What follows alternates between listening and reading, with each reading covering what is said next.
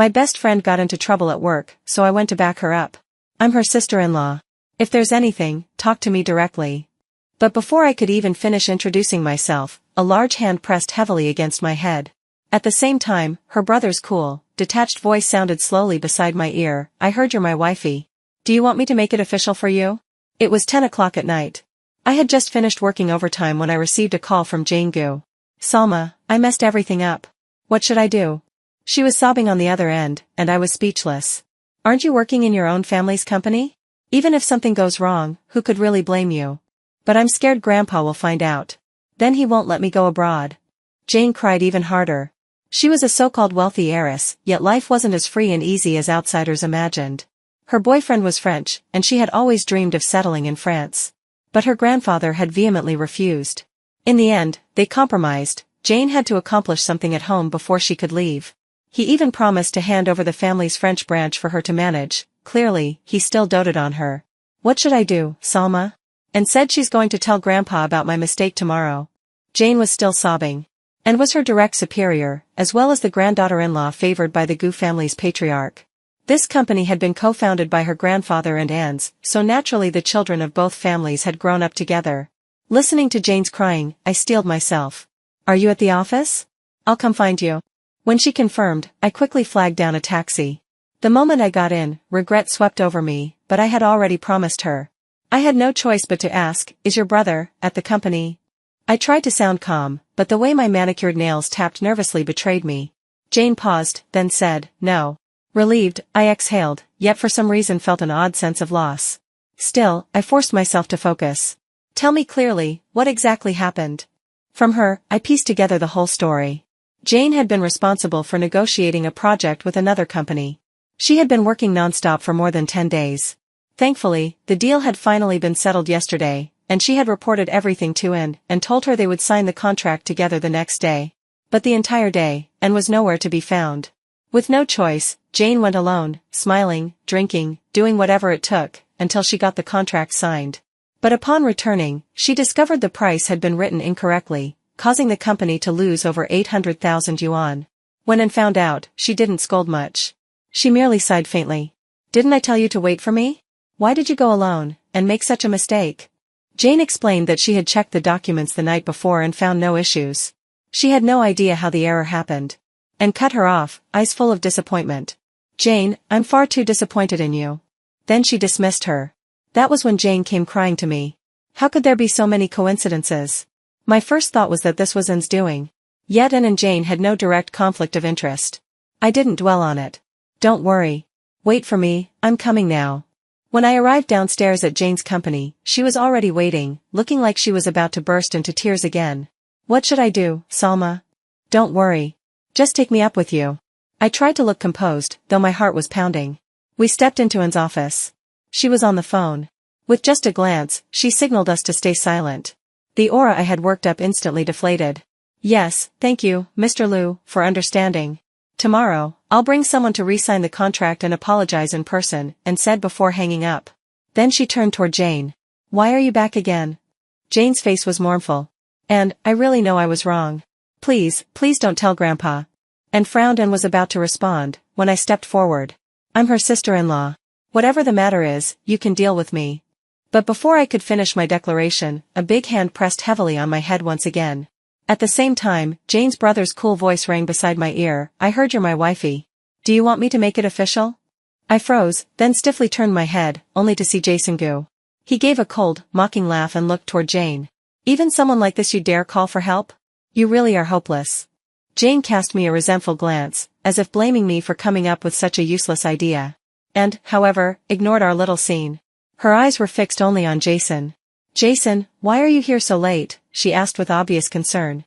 Jason answered flatly, I heard Jane got into trouble, so I came to take a look. And smiled lightly. It's fine. I've already handled it. Don't worry, I won't tell Grandpa. It was just to scare you a little, so you'll remember this lesson. Jane quickly stammered out thanks. Thank you, Anne. Jason glanced at them, then finally let his gaze fall on me. But after only a brief look, he withdrew it again. Since it's settled, let's all go home. No, I cut in. Everyone turned to look at me. This matter clearly shows someone wanted to frame Jane. She said she had checked the contract the night before. How could it suddenly be wrong? And wasn't someone supposed to accompany her to sign it? How did they vanish all of a sudden? Silence fell over the room. I hadn't finished speaking when Jason suddenly came over, clamped a hand over my mouth, and, in a most ungraceful manner, tucked me under his arm and carried me out. "It's late. Go home early," he said simply. He shoved me into the back seat of his car, then climbed in himself. "Jane was framed," I insisted. "I know," Jason replied quickly. I tried to press further, but he interrupted me. "I already know the truth. I'll take care of it. I won't let Jane suffer injustice." He fixed his eyes on me, gaze deep and unwavering. "Trust me, will you?" Against my will, I found myself nodding. The atmosphere in the car suddenly turned unbearably awkward. I wanted to run. My hand reached for the door handle, but he leaned in, seizing the hand I was about to use to escape. "Trying to run again?" His voice was low, steady. "What exactly are you pretending not to understand, Miss Gu?" I don't know what you mean." I could only feign ignorance. "Salma." He called my name, gazing at me. The distance was far too close, I could even feel the warmth of his breath against my skin. I turned my head away, trying to avoid his eyes. Yet he refused to let me escape. His hand reached out, firmly grasping my chin, forcing me to face him. "Jason, did you eat garlic?" I stammered out the absurd question, just to break the tension. His face immediately flushed crimson. He glared at me. For a long while, he struggled for words, then finally let me go, pulling back to create distance. "I never eat garlic," he muttered defensively. Relieved, I knew I had successfully diverted the conversation. I quickly reached for the car door. "If there's nothing else, I'll leave first." But before I could get out, Jason's long arm shot out, dragging me back into the seat. He stared at me for a long moment, then sighed. "Where do you live?" "I'll take you home." "I can grab a cab myself," I said quickly. He frowned. "You're a girl. It's not safe to be out alone this late." I met his eyes calmly. "Mr. Gu, I've been on my own all these years." He looked away, silent. After a long pause, his voice came again, softer this time. "But what if I insist on sending you back?" Jason and I had once been in a relationship, a real one, acknowledged openly by both sides. He was the eldest and most outstanding child of the Gu and families. Back then, he had earned admission to S University. Later, and Jane followed his path, entering S University as well. Jane and I were roommates. During college, she was remarkably low-key. I never even imagined she was a wealthy heiress. So when I first met her brother, I thought of him only as an ordinary person, well, perhaps an extraordinary one, but nothing more. Through Jane's introduction, Jason and I got to know each other, and soon, we were together. Nothing earth-shattering had happened, it was simply because I was bold, shameless even. From the very first glance, I had been drawn to him. "Jane, look, that guy is so handsome." That was on our very first day reporting to the university. Our two other roommates were accompanied by their parents, who, after helping them settle in, had taken them out for a meal. Jane and I, the only ones without parents present, naturally stuck together. As we walked downstairs, I spotted Jason in the crowd at once, and the words slipped out of my mouth. Jane smiled at me. "How about I go ask for his contact information for you?" she teased. I was shocked. It was our first day meeting, and Jane was already willing to do this for me. I was about to refuse, but she had already darted off. The two of them stood at a distance, chatting and smiling. From time to time, both of them glanced in my direction. And I couldn't help but notice the tips of Jason's ears, glowing red. Jane waved for me to come over. I walked toward them. "Brother, this is Salma, my roommate," Jane said. "Salma, this is Jason, my brother." I froze, utterly mortified. Jane grabbed our hands, pressing them together. "Shake hands. Get to know each other." The warmth of his palm spread across mine. I lifted my gaze, meeting Jason's eyes. The very instant our eyes met, he quickly turned his face away, embarrassed. Realizing he was shy, my own awkwardness melted into excitement. "You're really handsome, big brother. Can I have your number?" I asked directly, without a shred of shame. He looked startled, stammered a soft "ah," and pulled out his phone. Just like that, we exchanged contacts. When I confirmed that Jane wasn't opposed to my being close with her brother, I began my full-on pursuit of Jason. It took many forms, bumping into him in the cafeteria, on the sports field, at the library, at the internet cafe. And when I had no classes, I would sneak into his lectures. Once, when he asked why I was there, I gave the noble excuse, previewing the material. He chuckled, his tone tinged with amusement. "Previewing classes for juniors when you're only a freshman?" I stared into his eyes without flinching. Why not? He could do nothing to stop me, and so, reluctantly, let me tag along. Still, his attitude toward me remained lukewarm. He already treats you better than most people, Jane told me. I didn't believe her, convinced she was only trying to comfort me. Our first real breakthrough came at his basketball game. Jason was something of a campus star, excellent grades, handsome, athletic, and even musically talented. He was practically the male lead of a campus romance novel. Naturally, the stands were filled with girls cheering for him. How can I make myself stand out? How can I make him notice me? I asked Jane. She thought for a long time, then fiddled with her phone. Leave it to me. Soon after, a delivery arrived. Jane walked over, holding a package. She opened it to reveal a loudspeaker. Normally, this kind of loudspeaker was used to hawk vegetables, eggplants, 3 yuan a kilo. String beans, 5 yuan. With solemn seriousness, Jane said, use this to cheer for my brother. He'll definitely notice you. I lowered my head, seriously weighing the possibility. Jane burst out laughing. You're actually considering it. But when the day of the game arrived, there I was, holding that ridiculous loudspeaker in the stands. Only then did Jane realize the gravity of her suggestion. She twitched her lips, inching her body away from me, desperate to avoid association. The game began. Jason. Go, Jason. The cheers from the stands were loud, but all in female voices, blending together into one indistinguishable chorus. I didn't want to be drowned out. So I switched on the loudspeaker, drew in a deep breath, and shouted with all my might, Jason. Go, Jason. The moment the words echoed across the court, the entire gymnasium went silent. Even the players paused mid-step. Every gaze turned toward me. But instead of shrinking back, I raised the loudspeaker again and shouted once more, Jason. Go, Jason. From that day on, whenever people saw me, they whispered to each other, that's the girl, the one who cheered for Jason with the loudspeaker in the gym. At last, my name could be mentioned alongside his. But then, Jason began to avoid me. I asked Jane to probe subtly, but even she could learn nothing. Afterward, whenever I arranged another chance encounter, Jason would bolt the instant he saw me. I grew discouraged, while Jane was at a loss. She had genuinely hoped I could end up with her brother, but given the circumstances, it seemed nearly impossible. One day, when I had no classes, I normally would have snuck into Jason's lecture. But this time, I didn't. Instead, I waited outside his classroom door. When class ended, one of his friends spotted me. He punched Jason lightly in the chest and teased, your little girlfriend came looking for you again. Jason frowned, his expression showing both impatience and faint disgust. Don't talk nonsense. I lowered my head, unwilling to probe further into the look in his eyes. His friends drifted away, leaving only the two of us standing in the hallway. Jason, let's talk properly, I said. He turned his head aside, avoiding me. After a long silence, he said nothing at all, just walked away.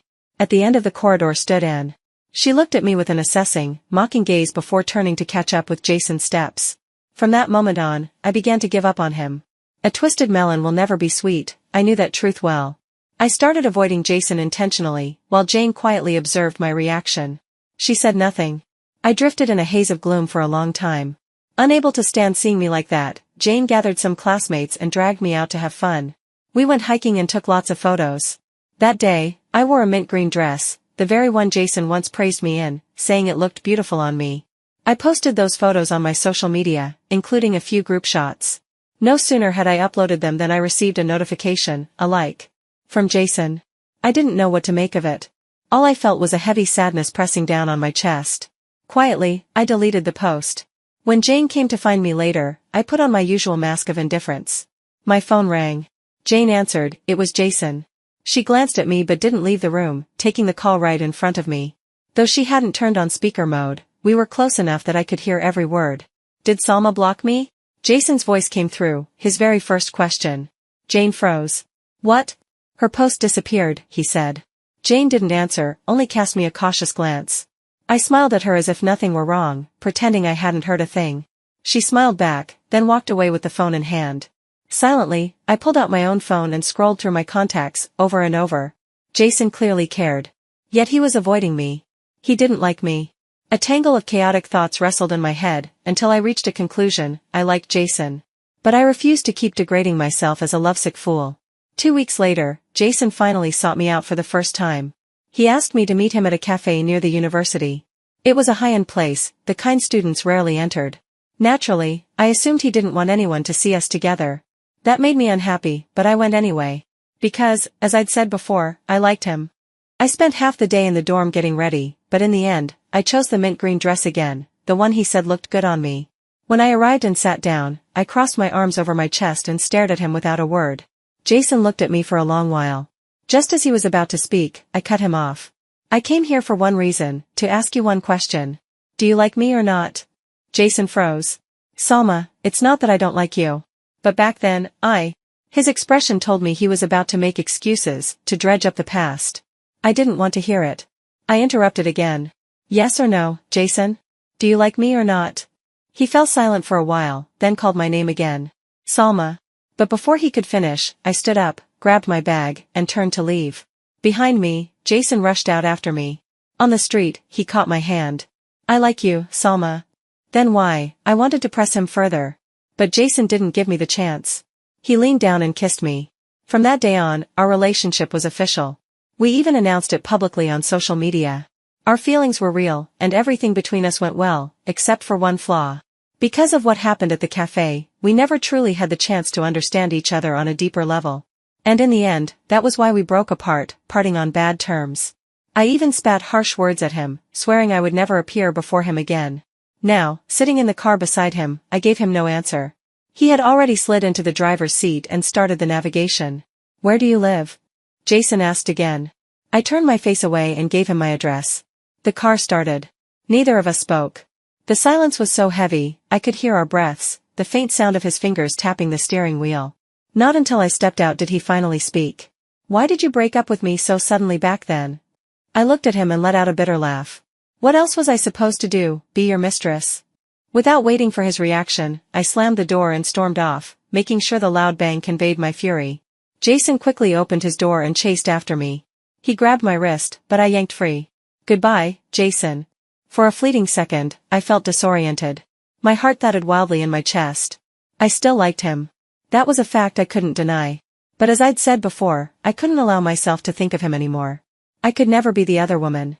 Our breakup had been abrupt. I was a freshman then, and Jason a junior. Not long after we started dating, he went off for an internship. He was busy, but I never knew what exactly he was busy with. And, however, would tell me things. She was 1 year ahead of me. She asked me to meet her at a cafe, ironically, the very cafe where Jason and I had first made things official. I sat down, politely greeting her the way Jane always did. Normally, she and I had little direct interaction, though we saw each other often enough to exchange greetings.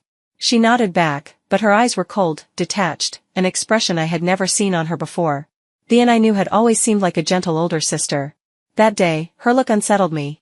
I sat nervously, waiting for her to speak. She turned away, reached into her bag, and placed a bank card on the table. There's 1,000,000 yuan on this card. From Mrs. Gu. For you, and said. Those few words crashed through my mind like a thunderclap. What do you mean? I asked. And gave a mocking smile. You're with Jason for money, aren't you? I don't understand. She studied my confused expression, then sneered again. This act of yours, playing dumb, might fool Jason, but not me. She pushed the card closer. Take it. The Gu family will never accept you. Even if you cling to him shamelessly, you'll never get more than this. Her words were blunt, even cruel. I was too stunned to react. I don't understand what you're talking about, I said. And I don't understand what you're pretending at, and retorted. You're not seriously going to say you didn't know Jason comes from a powerful family, are you? I froze. Then suddenly, her strange words from earlier fell into place. Such a melodramatic scene, and it was happening to me. I didn't have time to decide whether to be angry at Jason for hiding his identity from me, or secretly pleased that I had fallen for someone rich. I looked straight at Anne, my gaze unwavering. I truly didn't know. You should know better than anyone how low-key those siblings are, I said. But Anne refused to listen. In her eyes, I was nothing more than a schemer. Strictly speaking, I didn't owe her any explanation, but I hated being misunderstood. I'm with Jason simply because I like him. And he likes me. No matter how long we last, or whether we make it to the end, I don't care. What matters is the present, this person standing before me. What we've shared has been beautiful. That's enough for me. And listened, then gave a cold laugh. Her only comment was, pretending. Think what you want, I replied calmly. But that's the reason I was with Jason. With that, I turned to leave. But Anne's voice stopped me. You're sure you won't leave him? Without looking back, I answered, I'm sure. Even if I have to be the other woman. What? She said sharply. She leaned back in her chair, crossed one leg over the other, and fixed me with a contemptuous stare, half mockery, half condescension. Then let me be honest with you, Salma. Jason will only ever marry me. My mind went blank. I didn't know what to say. I just listened as she continued, her tone full of pride. She spoke of how she and Jason were childhood sweethearts, how their families were perfectly matched, a union made in heaven. She said she was adored by the Gu elders, and that she and Jason had been promised to each other before birth.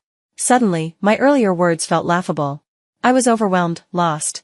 Instinctively, I grabbed my bag, turned, and tried to flee, and picked up the bank card from the table and threw it at me. She looked down her nose at me, her arrogance unshaken. Take the money and leave. Shame burned across my face. My skin was on fire. I didn't pick up the card. Instead, forcing myself to remain composed, I walked out of the cafe. That night, I broke up with Jason. I swore I would never appear before him again. Because of Jane, my roommate, I didn't dare cry. I couldn't even force a smile. I just carried an expressionless face all day long, as if the world owed me millions. Jane asked me why I broke up. I believed she wasn't hiding anything from me. I also believed she hadn't known and had come to see me. So I told her nothing, just said, I don't like Jason anymore. She looked more upset than I was, but she never asked again. Jason was busy with his internship, and I deliberately avoided him. Even when he tried to find me, I refused to speak. I thought Jason was a bastard too, for hiding his identity, for hiding Anne. I had no desire to hear his explanations. Later, he graduated. And we lost all contact. Now, in the present, Jason gripped my wrist with one hand and forced my face toward him with the other, making me meet his eyes. What did you mean by that? He demanded. Unable to dodge, I stared back stubbornly. I said I won't be your mistress. His brows knit together. Are you sick? His expression suggested he thought I was insane. I suddenly felt drained. Mr. Gu, I said coldly, my voice detached and tinged with resignation. I don't know what rules you rich people live by. But I think, at the very least, you should treat me like a human being. I lifted my head, locking eyes with him. I thought you truly loved me back then. Jason's frown deepened. Then, freeing one hand, he touched my forehead as if checking for fever. You're rambling nonsense. I can't understand a word you're saying. The confusion in his voice didn't sound fake. That startled me. We stared at each other, both suddenly wide-eyed. Did someone say something to you? Jason asked. I nodded. But before telling him about Anne, I wanted to confirm something else. Otherwise, it would sound like baseless accusation. Did your family know we were dating? I asked. Jason hesitated, then shook his head. My face hardened. That confirmed it, it had been Anne's doing. Seeing my expression, Jason rushed to explain. Back then, we'd only been together less than half a year. I thought we should date longer, wait until it was stable, before telling my family. I wasn't planning to hide you forever. I cut him off. It was Anne. What? Jason froze. I took a deep breath and told him everything about Anne confronting me at the cafe. He fell silent for a long time before saying, my mother would never do something like that. And even if she did, our family would never just offer a mere $1,000,000. That money must have been Anne's own. I slapped my thigh in frustration. Damn it. If I'd known it was her money, I should have taken it. Jason caught my hand, gently rubbing the spot I'd reddened. As for childhood sweethearts, sure, we grew up together. But I don't like her. He paused, then added, however, the arranged engagement and the elders' approval, that part is true. I froze. Jason studied my expression, then suddenly chuckled. So it wasn't that you fell out of love with me. You liked me all along. Otherwise, why are you reacting like this? My face turned crimson. He continued, that engagement was just a joke. This isn't ancient times, who cares about such things? Grandfather does like her, but that's just old-fashioned thinking. He feels the Guan and families are close, so the younger generation should marry. But he can't control me. Though I didn't want to admit it, a flicker of joy stirred in my chest. Outwardly, however, I remained cold. I've always been stubborn like that. Jason smiled at me. Keep pretending, then. He leaned back against the car. Go on. Rest well. I gave him one last glance before walking into my building. At the entrance, I couldn't resist turning back. And? How do you plan to deal with her? I asked, my gaze sharp. If he intended to protect Anne, I would cut ties for good. I wasn't capable of revenge against him, nor could I fight Anne. The only thing I could do was leave them both behind. Jason's expression grew serious. Wait, was all he said. I said nothing more. After one last look, I went upstairs. In my room, I walked to the window and peered down. Jason was still there. He noticed me, lifted his hand in a wave. I didn't respond. Instead, I drew the curtains. After my shower, I lay on the bed. My phone buzzed, it was a message from Jane. My brother asked me for your contact information. I told him I could give it, but I need to ask you first. Do you want me to? Back then, in order to avoid Jason, I had changed my number and all my social accounts. I had told Jane never to give him my contact, never to get involved. She agreed, and she kept her word. Of course, Jason and I still had mutual friends. But I knew he wouldn't ask them. We all valued appearances too much. Even if he could lower himself, he'd still consider my dignity. And so, our breakup had been calm. He wanted to fix things, but I only kept running away. In the end, he didn't chase me too hard. The last message he ever sent me was, "We'll get another chance to talk, properly." Perhaps now, perhaps this moment, was that very chance. I thought for a long while before finally sending him a short reply, MM. Not even a minute later, Jason's friend request popped up. His first message, right after I accepted, was simple, "Good night." I replied with the same words, "Good night." After waiting a while with no further response, I was just about to go to sleep when his next message arrived, "Come to GU Corporation tomorrow to report in." I stared at my phone, not answering. When I graduated, I had actually wanted to join GU Corporation, but in order to avoid suspicion, I hadn't sent in an application. Jane had found out and even advised me, don't mix relationships with work. After thinking it over for a long time, I still sent in my resume to GU Corporation, but it hadn't gone through. As expected. I hadn't planned on changing jobs anyway. So I replied to him, my current job might not compare to GU Corporation, but it's 9 to 5, weekends off, insurance, and $20,000 a month. That's already rare enough. Then I added, besides, when I applied back then, my resume didn't get accepted. It would've, Jason replied. But unsuppressed it. When I saw it later, recruitment had already closed. I asked someone to contact you, but you never replied. Reading his explanation, I remembered. After GU Corporation rejected me, I had gone to interview with my current company. When the GU offer came later, I thought it was a joke and ignored it. Now, even faced with another invitation, I still didn't agree. No matter what, joining GU Corporation now would be walking through the back door, and I didn't want that. Forget it, Mr. GU, I replied, my tone still restrained. My current company suits me fine. The past should stay in the past. Jason seemed impatient. He called directly. I hesitated, then picked up. Salma. He called my name, then fell silent, as if even he didn't know why he'd made the call.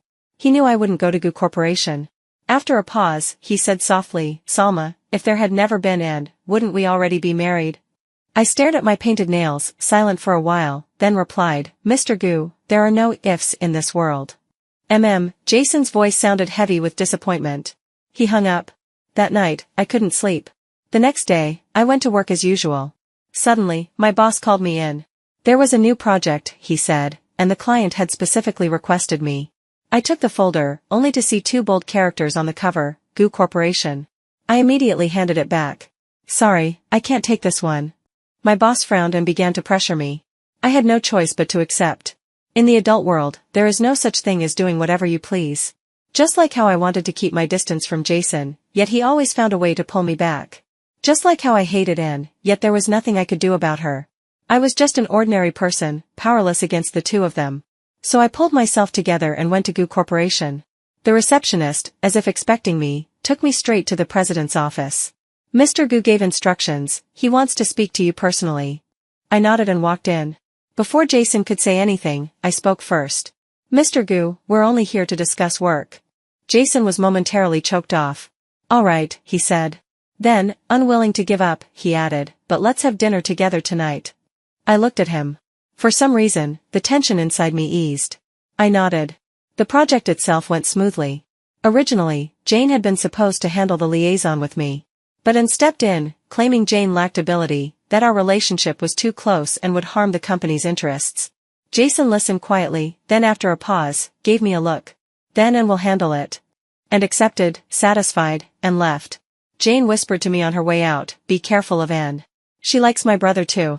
Then she left, giving us space. Jason grabbed his jacket. Come on, let's go eat. I nodded and followed him to the parking lot. Once in the car, as he started the engine, he said, I've given you a chance. Make the most of it. I blinked, confused.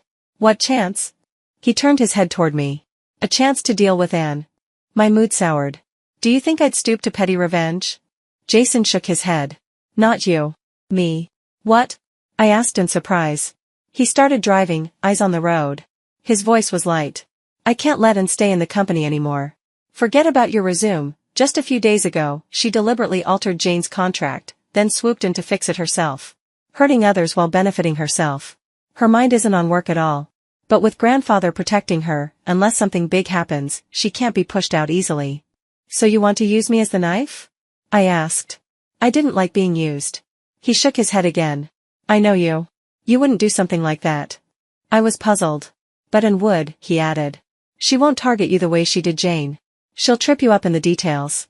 And I believe you'll handle it, and fight for your company's best interests. Of course, if she behaves, then there'll be nothing to worry about. I nodded.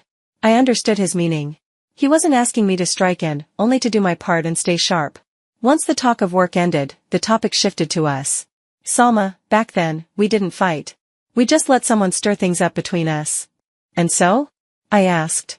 So do we still have a chance? The moment he said it, my heart skipped a beat. I wanted to say yes. But I had my hesitations. Back in college, I could claim I just wanted a relationship. But now, at 26, dating inevitably meant marriage. And how could Jason and I marry? The truth was harsh, we weren't from the same world. Dating was between two people, marriage was between two families. I didn't want a union without both families' blessing. Do you just want to date me? I asked Jason. He didn't hesitate. He nodded. Of course. And I want to marry you too. Marriage? I murmured. Impossible. Why impossible? He asked. I gave it to him straight. Your parents would never accept their son marrying an ordinary woman. Jason raised a brow. You do think a lot. Then he suddenly turned the car around. Fine. I'll take you to meet them. He gave me no chance to refuse. Just like that, we drove straight to his parents' house. At first, I resisted. But right then, Mrs. Gu was watering flowers by the doorway. She spotted us instantly. Jason, you're back, she said warmly, walking over. Her eyes swept over me from head to toe. So this is Salma, isn't it? Jason and Jane often mention you. Then, with a broad smile, she added, come inside, come inside. The moment we entered, she told the housekeeper to prepare more dishes, even asked about my food preferences, and later went into the kitchen herself to wash fruit for me. You see, this is your first time here, and I didn't even prepare a gift, she said as she slipped a jade bracelet from her wrist. Here, take this. I hurried to refuse, but Jason had already taken the bracelet and slipped it onto my wrist. Smiling cheekily, he said, thanks, Mom. Then he winked at me. All I could do was murmur, thank you, Auntie. Mrs. Gu studied the two of us, then suddenly said, Jason, go fetch your father. Jason went out. Mrs. Gu leaned closer to me, her voice lowered. You two still haven't made up, have you? Her face carried no judgment of a mother-in-law, only a gleam of gossiping curiosity. What exactly did Jason say? I asked cautiously. Cracking sunflower seeds she'd picked up from somewhere, Mrs. Gu replied, he said he's still chasing after you. She poured a handful of seeds into my palm. Listen, let me tell you, Jason's a good one. He's got money, good looks, and he's devoted to you. Give Auntie some face, take him back, This was a scene I had never imagined. Auntie. But she cut me off, smiling. You've met the parents already, you've accepted the bracelet. Auntie will take it as a sign, you two are back together. Have you thought about when to marry? Just then Jason came back in. Not yet, he answered quickly. But soon.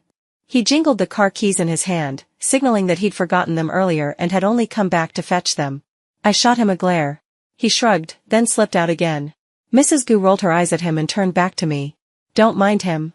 Now tell me honestly, what do you think? I lowered my gaze. Auntie, I haven't decided yet whether I want to be with him. Mrs. Gu froze for a second. Why not? I didn't know what to say. She held my hand gently. Your relationship is for the two of you to figure out. His father and I won't interfere too much. If you're serious in planning marriage, we'll help you prepare.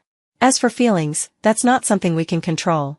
Her words were clear, she respected me, she respected the bond between Jason and me, and she supported us. This video is an original work of the YouTube channel Romance Grove and is published exclusively on this channel. Please don't re-upload or share it on other channels.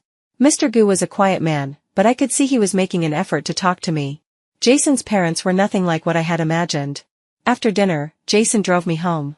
In the car, he asked, still holding on to your old thoughts? I shook my head. He didn't ask if I'd take him back. Instead, he said softly, I'll wait. I'll wait until you've thought it through. Until you've tested me properly. I gave a small sound of assent, not a direct answer, but it was clear things between us had shifted. I no longer resisted his nearness. Our daily interactions grew more intimate, sometimes even slipping into casual pet names, baby. Yet, I hadn't accepted Jason's request to reconcile. There was still a thorn in my heart. And life went on, regardless of feelings. I continued liaising with her on the project. Got time? Want to grab a meal together? And asked after we finished talking work. Sure, I agreed at once. I wanted to see what she had to say this time. Would she try to drive a wedge between Jason and me again, like she had in college? But before I could answer properly, an arm suddenly wrapped around my shoulders, pulling me firmly into an embrace. It was Jason. He drew me close and said curtly, "She's not going." I glanced back at Anne. Her face showed obvious discomfort. Jason bent down, whispering against my ear, "Off to eat with her again? Listen to her nonsense again? Then leave me again?" I frowned and gave him a small punch. "What are you talking about? I was just curious." "Curiosity isn't allowed." Jason cut me off sharply. "You'll only end up believing her and leaving me again." I wanted to say, I wouldn't. But thinking back on the past, guilt pricked at me. So instead, I changed the subject. "You're right. And is trying to sabotage us again. That material? The best choice is clearly domestic, it's high quality and cheap. But she keeps insisting on that foreign supplier." Jason looked at me. "Guess who owns that company?" "The Yin family," I said. He nodded. "She wants us to bear the cost of the raw materials. But of course, we'll never agree, the profit's too small." Jason nodded again. "As long as you protect your company's interests, that's all that matters." I tilted my chin up. "Naturally." Jason chuckled, his hand ruffling my hair affectionately. I lowered my head again, still uneasy. "So what do you plan to do with Anne?" "She's damaging the company's interests." "She'll be fired," Jason said simply. "Doesn't the Yin family hold shares?" I asked. "They do. But those are the Yin family's shares, not hers. If they insist on using them to threaten us, they can stay shareholders forever," Jason said indifferently.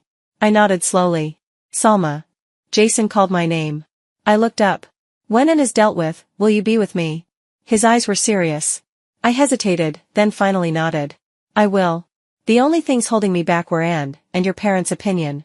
But that's resolved now. Once Anne is too, I have no reason to refuse you. Because I loved him. From beginning to end." In the end, our company's collaboration fell apart, precisely because of the raw material dispute. Jason said he'd be busy for a while. I knew what that meant, he was preparing to deal with Anne. During those days, Jane, unusually free, clung to me often.